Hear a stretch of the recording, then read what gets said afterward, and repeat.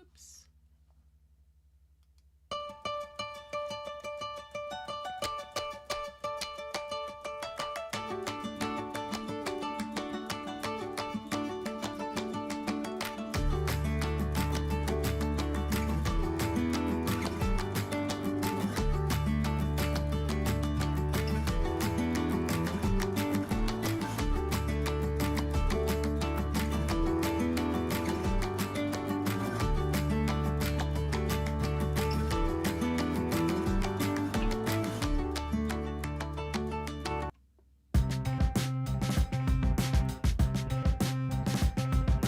One to a million. There's so many different reasons why I like you.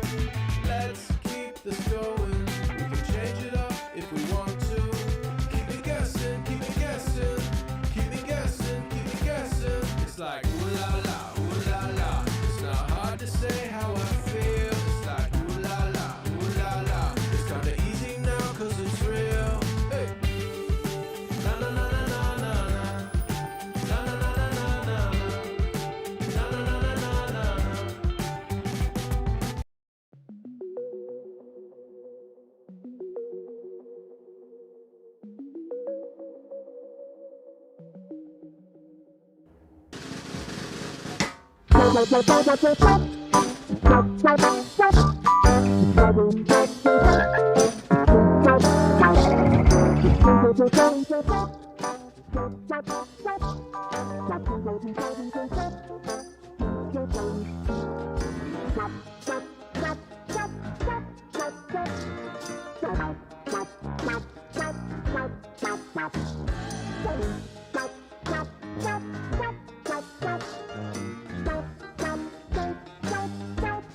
Hey, hi everybody, how are you? Yes, I mean, I had everything all set and Aldo walks up and he looks up at me like, what? I'm like, seriously, buddy, you've gotten more treats today. You've had your dinner. Now he's just kind of curled up at my feet. He's realized I'm not giving in to him and his little machinations today. Boy, Bob will be back tomorrow.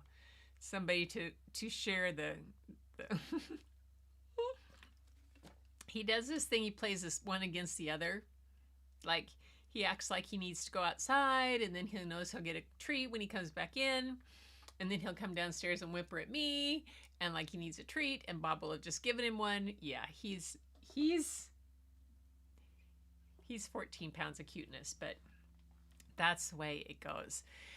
Yeah, we're keeping him close and cuddly these days. Bob's down at Annalena and Phillips down there and was with them when they had to say goodbye to Lofa, their cat that they've had since before Layla was born. And Lofa went from a 28-pound Maine Coon Bengal down to got cancer, and so had to say goodbye to Lofa the other day, and that was kind of rough on all of them. But yeah, I think Aldo's feeling the fact that his nemesis is now torturing him from afar, from beyond. So anyway, hi everybody. Parker, good to have you here. Thanks. Linda's here. And Tamara's here. Yay. Good to see you guys. I bet you Lupe is probably lurking or will be here. Who knows? It's Thursday night and sometimes other things are going on. But, oh my gosh. So, today I got a little bit further in that whole transfer of the images over, and I to my RAID system. I'm still working on that. And then I got distracted because I started to develop one, kind of to edit it and bring it up to where I thought I wanted it to be, because it kind of gave me a little interest, and I'm trying some things. I'm trying to stay away from my infrared because I know once I get into it, I'll be completely lost, and I have several other tasks to get done before then. Yep, if they don't show up, they're missing out. Yeah, exactly. So anyway, tonight, I had fun with that opening video because I got the inspiration from another book that I read that I was thinking about reading tonight, but then I got it's kind of like a take on the mitten, and then I read that Jan Brett's copy of it was by inspired by Alvin Tresselt, and so I went to read some of his things because I remember some of his from a long time ago. Alvin Tresselt, let me tell you, he's the author of the first book I'm going to read tonight, and the book is called A Frog in a Well. Yeah. And it's just so great. But I also forgot I need to get one more thing up. I need to get our book up that has the poem, though, that I can read that first. Oh, almost open. There we go. Anyway, Alvin Tresselt wrote, oh gosh, he was born in 1916, died in 2000. He did the original published children's version of the Ukrainian tale, The Mitten. And it was just really one of those wonderful things. So tonight's poem, though.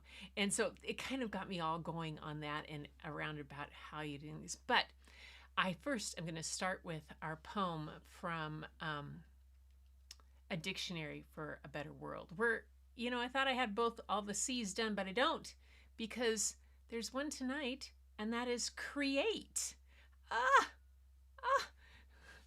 That's so great. Create. What? For a bunch of creative people like us, create.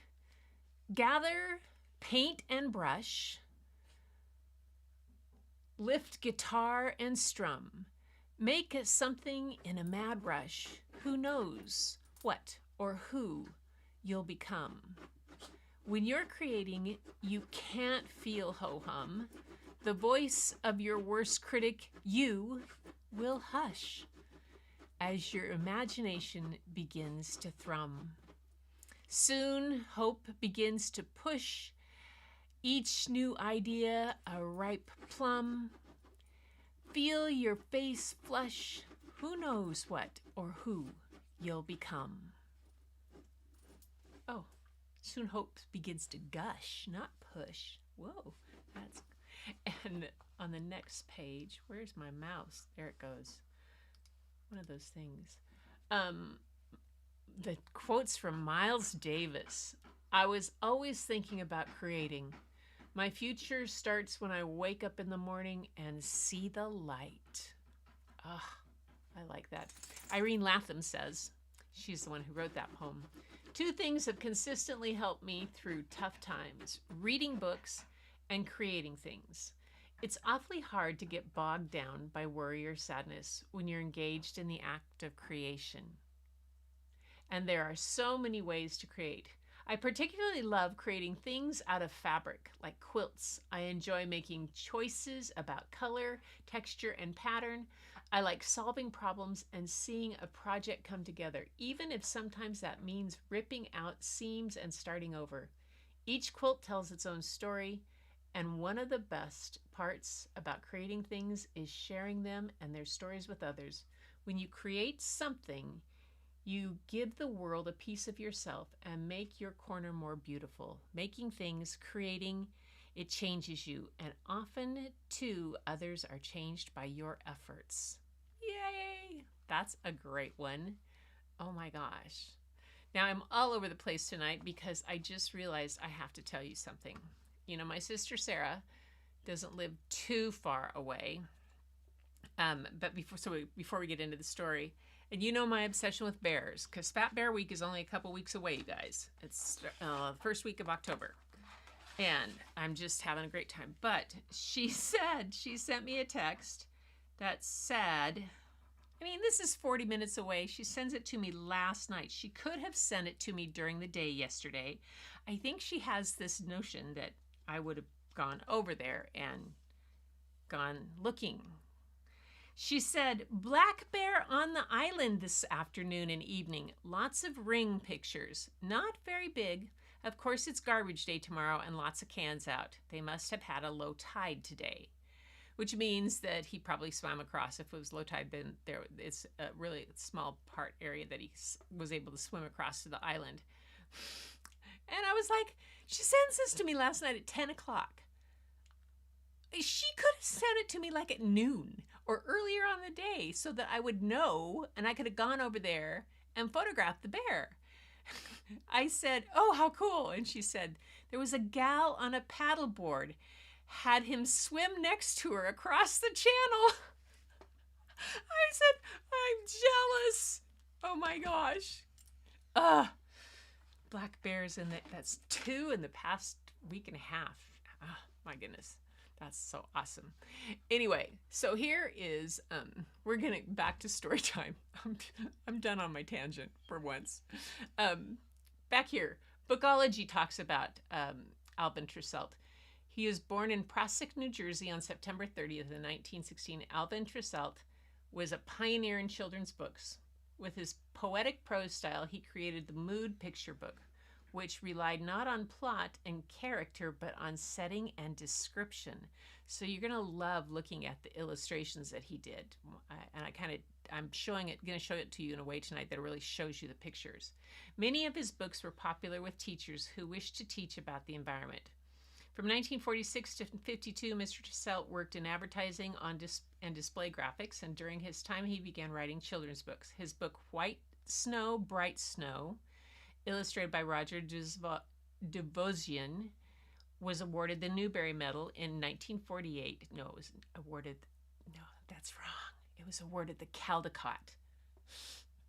In 1952, he became the editor of the Humpty Dumpty magazine, and later he was executive editor of Parents Magazine Press. In 1974, he became an instructor and then dean of faculty at the Institute of Children's Literature in Redding, Connecticut. His most popular book was The Mitten, which was taken from a Ukrainian story describing a shivering forest animals who seek shelter in a little boy's lost mitten. He passed away in Vermont on July 24th, 2000, and he won the Caldecott. He has one book he won the Caldecott, and the other one he got the Caldecott honor for another one. So, anyway, that's that. Now, back up here to me. Got to make sure I get, see, I didn't close my shade tonight because the sun's shining and I don't want to miss out on the sun. So there it is. It's this one. Here we go. So this book, oh my gosh. There it is. Yeah.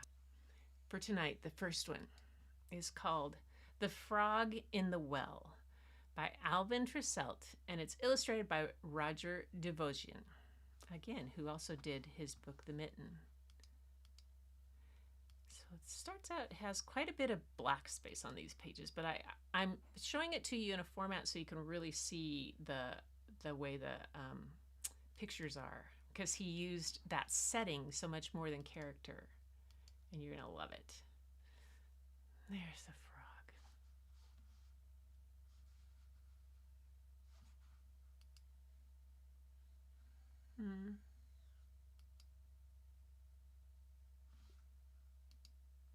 There once was a frog who lived in a well, and a fine well it was, too.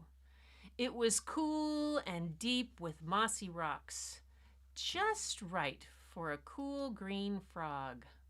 The bottom was a pool of clear, cool water, just right for swimming and splashing, and just right for telling this little frog what a handsome frog he was. The top of the well was a ceiling of blue sky with fluffy clouds passing by.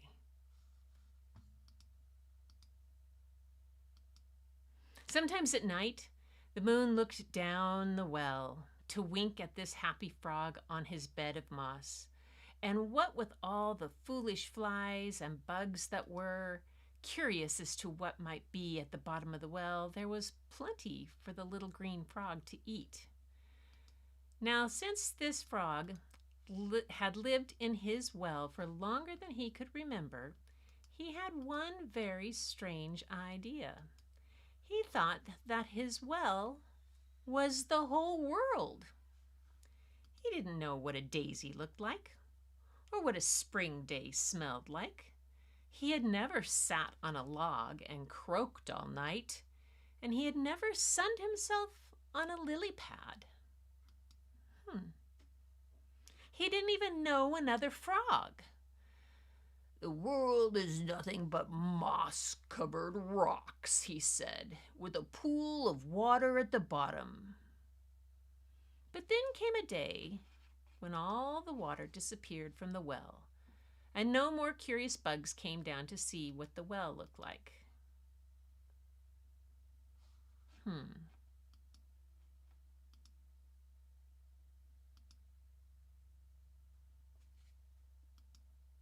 Now, what was this foolish frog to do?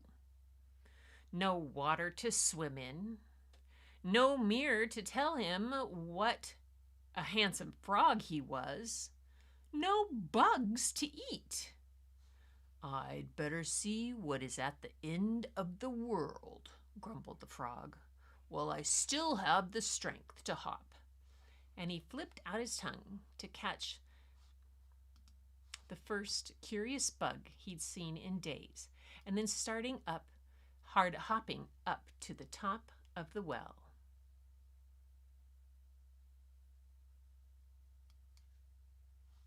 Up, up, up, one rock at a time, and suddenly with a plop, he found himself at the top.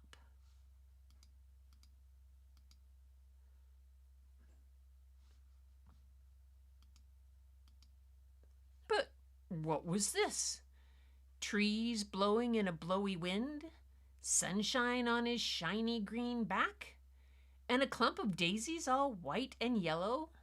The little frog was so surprised that he just sat and blinked.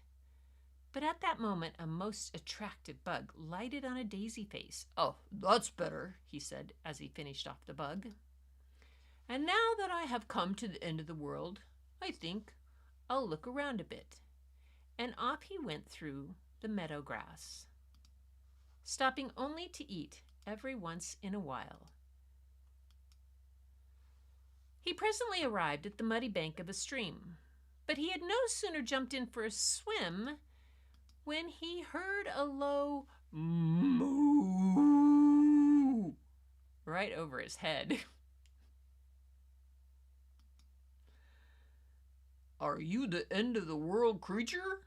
asked the frog, sounding much braver than he felt. "Oh, heavens no, I'm a cow," said the cow. "And this isn't the end of the world." "It is the world. It's my pasture. The world ends over there on the other side of the barn." And with that, she busied herself with a long drink of water. Hopping nimbly out of the way, the little green frog decided to follow the stream through the grassy meadow and into a marsh.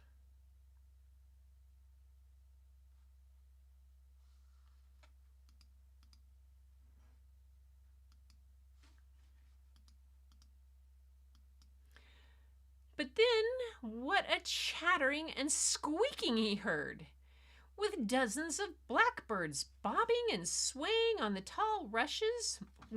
"Are you the end of the world creature?" asked the frog, as one of the birds rested for a minute nearby. "I'm a bird," squeaked the bird, "and the world doesn't end until you reach the edge of the land. It's a long way, though, because I have never reached it. Don't worry about it. Besides," said the bird as he fluttered away, "this much of the world is quite big enough for me." The green frog was very puzzled by now. "There is more to the world than my well," he said, for he was now beginning to grow wise. I will follow the brook and see what there is to see. Through the marsh and into the woods went the brook, and with a hop and a plop through the marsh and into the woods went the frog.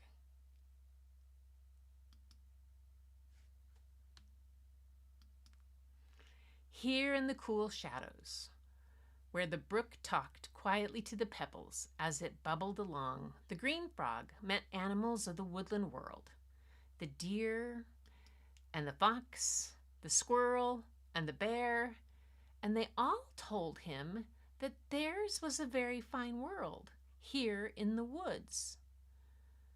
The world outside my world grows more and more interesting, said the frog as he stopped for lunch on a rock. But I will follow the brook until it ends, and I will see what I will see. He didn't have far to go before the brook slipped quietly into a lake, just as soft drops of rain came pattering down through the leaves of the trees. A well he'd never known about. Splish, splash, oops.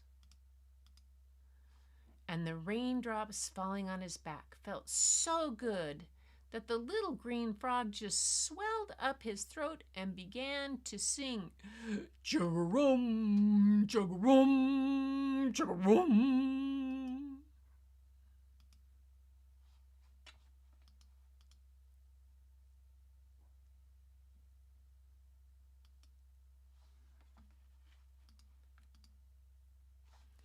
Then he stopped for a minute to catch his breath. Oops, let's go back. And what did he hear? Frogs, millions of frogs, garumphing and croaking and chug-a-rumming in the rain. The little frog sat there for a minute thinking. He thought of the cow and her world in the pasture. He thought of the bird and his world in the marsh. And he thought of the forest animals and their woodland world. And he thought of his little green frog world in the well. Now that there is water falling out of the sky, he thought, the well may fill up again. Perhaps I had better go back to my little world of mossy rocks once more. But then he listened to the beautiful music of a million frogs. And the frog, who by now had grown very wise indeed, said, a foolish frog can be happy all alone at the bottom of a well, but a clever frog can be much happier out here. And with that, he sprang up into the air with his long, strong legs. It was the longest leap he had ever made, and he landed. Plop, right in the middle of a million singing frogs.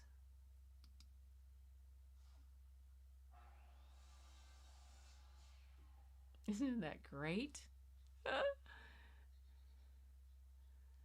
Oh. You like the animal voices? Thank you very much. Yeah, it's kind of fun. All right, go back here. Did you like that one? That's a good one. That is truly a good story. This one I'm going to bring here. Oh no, I can leave it right there. That's right. So let's see. What did you guys say? I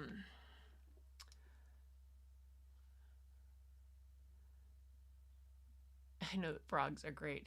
Let's see. Have warmer weather. Parker Tamara's in Australia.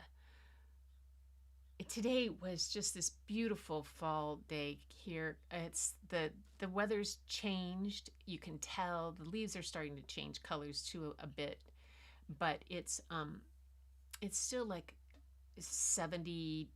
Got into the mid 70s, but it's got a cooler mid 70s. So it's just, there's not a hot wind or anything like that. It's just really still and beautiful. It was really nice. Oh my gosh. Oh, Tamara, I'm glad. I hope this was fun for you. I know. How to upload the slideshow? Uh, Tamara, do you want to get on a Zoom call or something after, or something? I can help you with that if you need to. Maybe. Anyway, but so yeah, I love that book. It is so fun to read. And his book, The Mitten, I remember that one. I've read Jan Brett's obviously a few times. The other one is that I'm just going to read, just hilarious. But um, I'll save that for another time, I think. Anyway, but I thought this was really, I love the whole idea of the story, how it's not so much the characters or anything. That setting really tells the story, but that how the frog got wiser as his world expanded, and the more different kinds of people or creatures he got to know, the more his world expanded. I think that that's a really, it's that kind of subtle kind of lesson that the kids, when you would read those kind of stories, they would get, and kids actually get that kind of subtlety about, oh yeah, we're all different, we can get it. And so it's really nice. Yeah.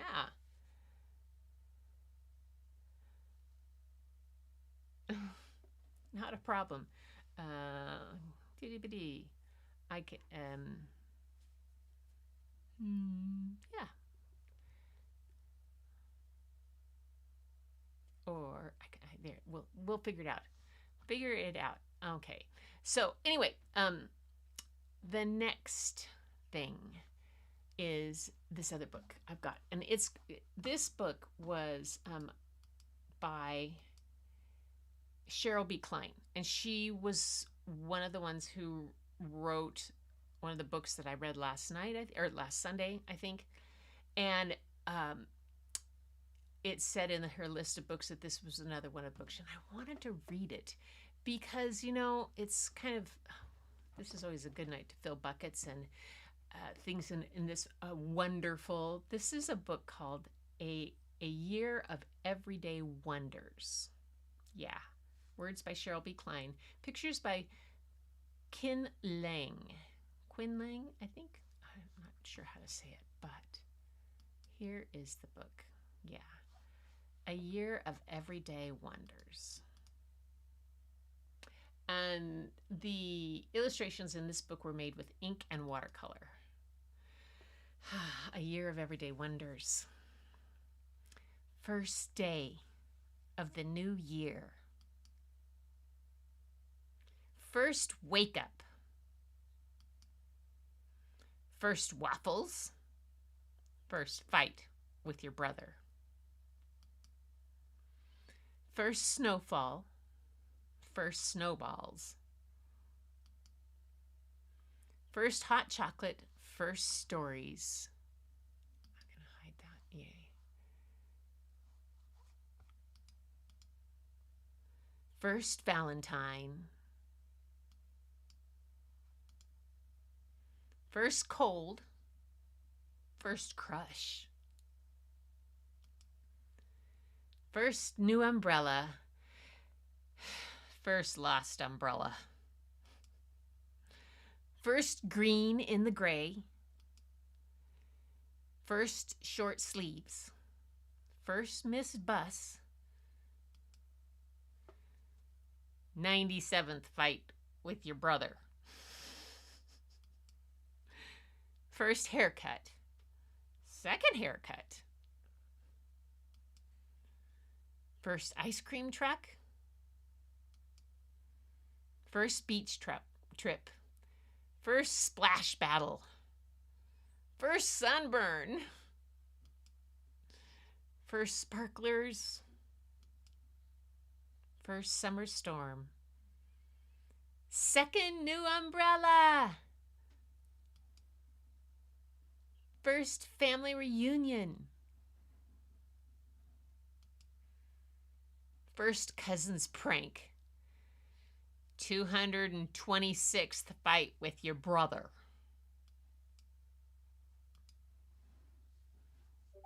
First new teacher. Second lost umbrella.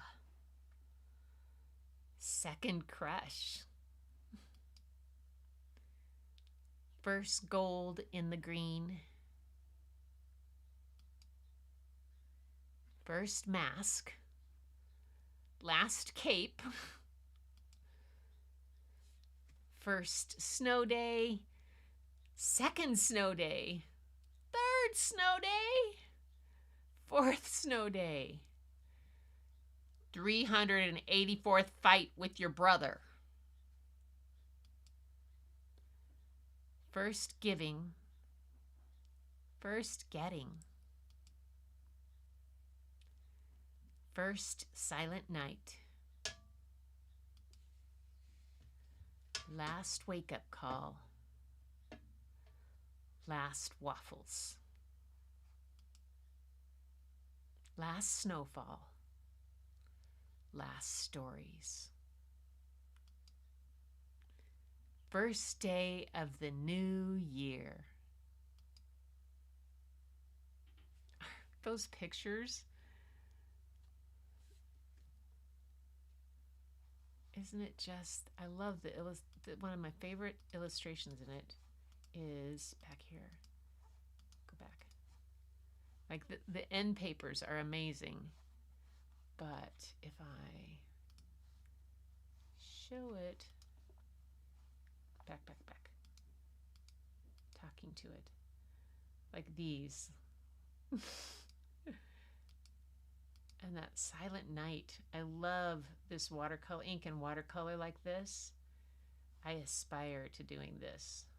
Painting snow is not easy, but I love these ink and watercolor. This is just kind of fun to do. Really fun to do. Oh my goodness. So yes, yeah, it is a beautiful story. It is a nice, wonderful story. I love that one.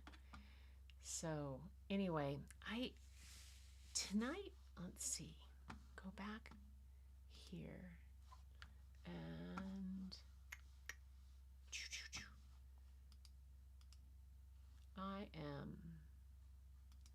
why is it?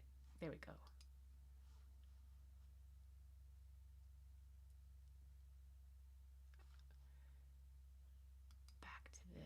And see if we got another poem after create. Ooh, D for dialogue. That's a good one. And diversity. Oh, those will go with him. We'll get a couple more poems in and then we'll get off early and I will try to send Tamara a Zoom link. I'm not real good with Zoom, but I'll try to send you one. And then we'll see if we can help you with that. Maybe so. So this first poem right here, dialogue. Let me put my little chalkboard thing back. Dialogue. We begin, let's see, it's concrete. This is a poem in which the arrangement of the type looks like a poem subject, also called a shaped verse. We begin with love, but in mere nanoseconds, we plunge into a furious, long-distance dialogue of hot words that blaze across the net like an accelerated tennis match. After a marathon rally, exhaustion sets in. Good points are made both sides until tempers cool, breathing slows down. Soon opponents meet face to face, shake hands, call a truce, end the divide. I wonder if I can get this to show me. There we go.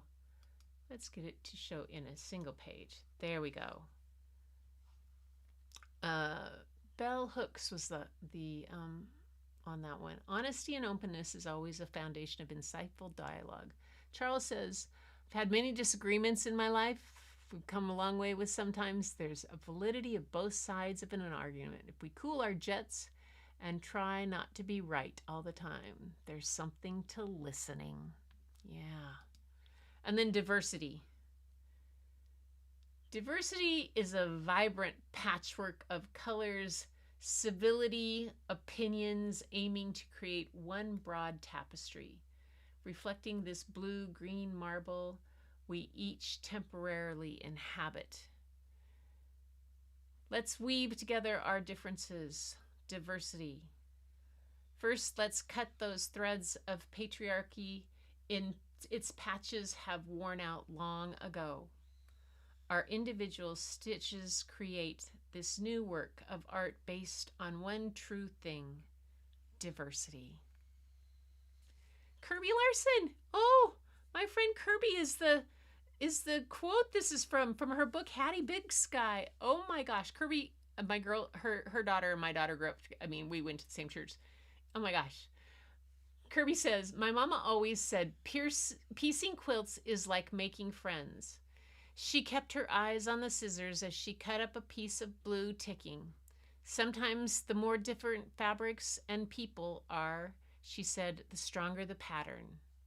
That's from Hattie Big Sky. And her book, Hattie Big Sky, is an amazing novel. And it is based on her great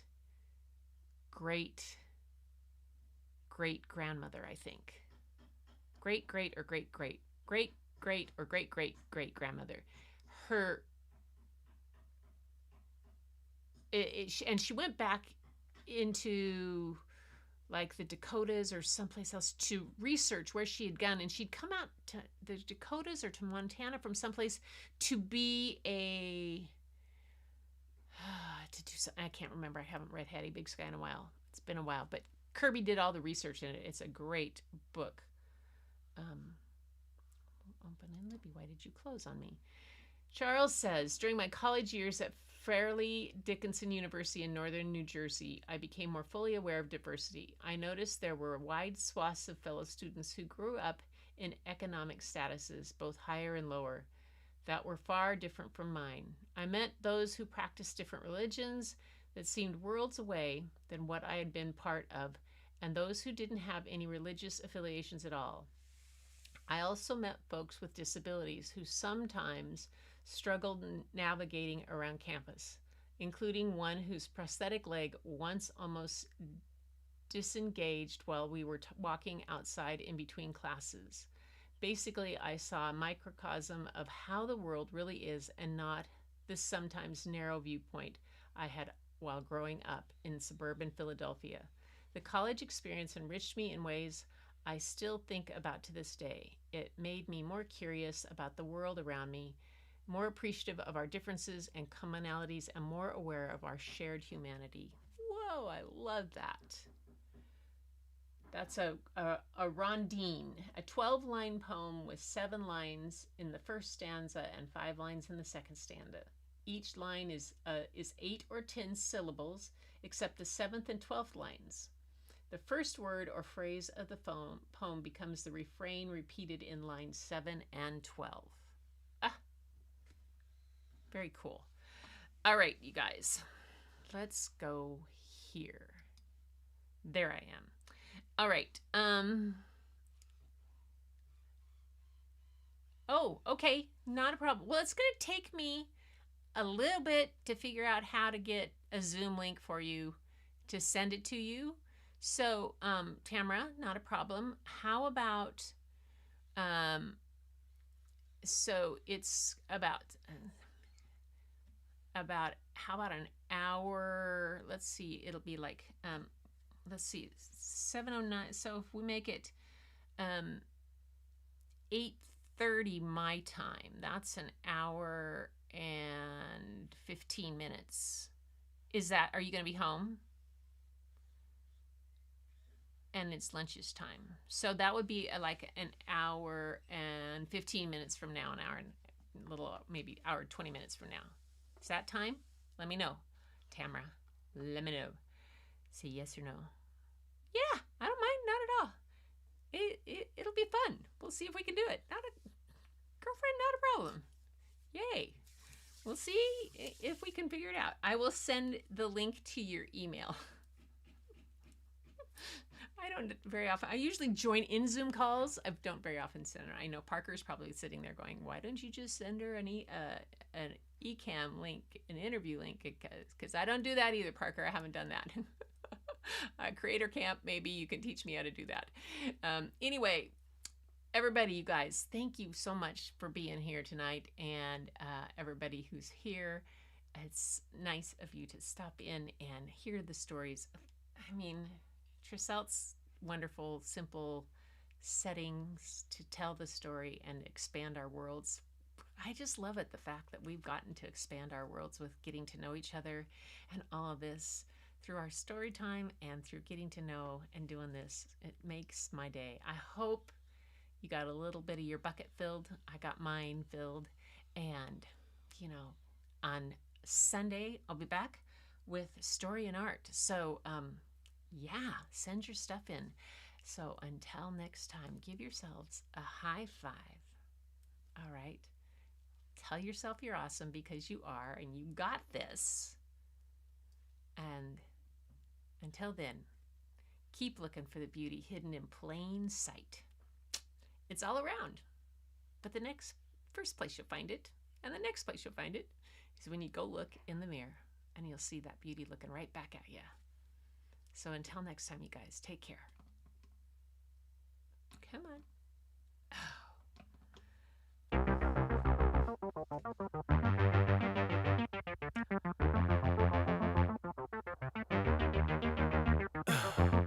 In the heat of the night, we could get lost in all the lights and sounds. Feeling alright, we won't go home, we will just stay here downtown.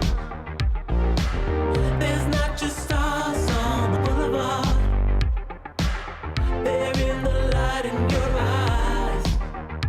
Oh, we don't need no black cards, I just need you by my side.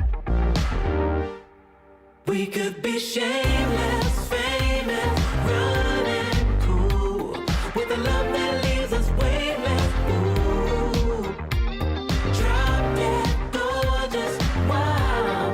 Ooh, I pay for you these. got me feeling starstruck too. We could be famous,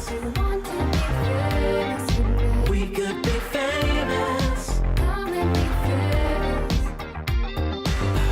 You blow my mind, looking like a model, better than the usual. Yeah, you don't even try, not average or typical. I put you on a pedestal.